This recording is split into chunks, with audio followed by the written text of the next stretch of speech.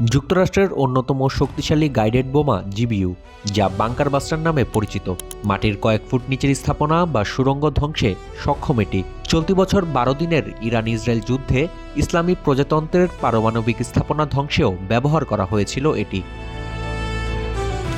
এবার যুক্তরাষ্ট্রের উন্নত প্রযুক্তি সম্বলিত বোমাটি হাতে পেল আয়াতুল্লাহ খামেনি প্রশাসন। সম্প্রতি তেহরান টাইমসের এক প্রতিবেদনে উঠে এসেছে এই তথ্য। প্রতিবেদনে উল্লেখ করা হয়, গেল মাসে ইসরায়েলের বিমান হামলায় নিহত হন হিজবুল্লাহর অন্যতম শীর্ষ কমান্ডার হাইথাম আলী তাবাতাবাই। যদিও সে সময় অবিস্ফোরিত ছিল একটি অত্যাধুনিক জিবিইউ 39B।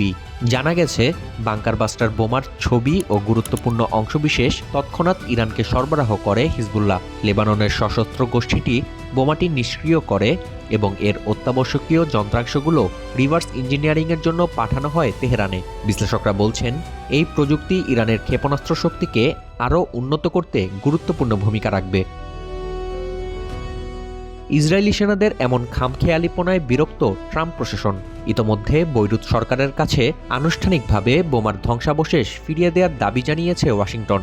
আন্তর্জাতিক গণমাধ্যমের প্রতিবেদন বলছে, পেন্টাগন কর্মকর্তারা বিষয়টিকে সেন্সিটিভ বা সংবেদনশীল হিসেবে আখ্যা দিয়েছেন, কারণ এর মাধ্যমে ইরানের পাশাপাশি মার্কিন অস্ত্রভাণ্ডারের দুর্বলতার তথ্য পাবে শয়তানের অক্ষ হিসেবে পরিচিত রাশিয়া, চীন ও উত্তর কোরিয়া। তবে ইরানের জন্য বাংকার বাস্টার হাতে পাবার ঘটনা এবারই প্রথম নয়। গেল জুনে দেশটির পারমাণবিক স্থাপনায় হামলায় ব্যবহার করা হয় ১৩ টন ওজনের জিবিইউ 57, যার মধ্যে অবিস্ফোরিত বোমাগুলো খুঁজে বের করে আইআরজিসি। ইতোমধ্যে সম্পন্ন হয়েছে রিভার্স ইঞ্জিনিয়ারিংয়ের কাজ।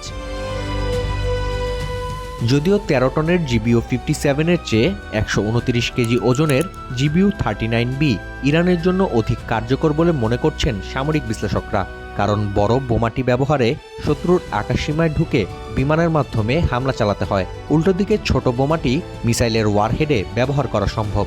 ২০০০ কিলোমিটার রেঞ্জের খোররাম শহর 4 মিসাইলে বাংকার বাস্টার বোমা যুক্ত করা হলে তা গোটা ইসরায়েলে তাণ্ডব চালাবে, যা নিয়ে একমত বিশেষজ্ঞরা।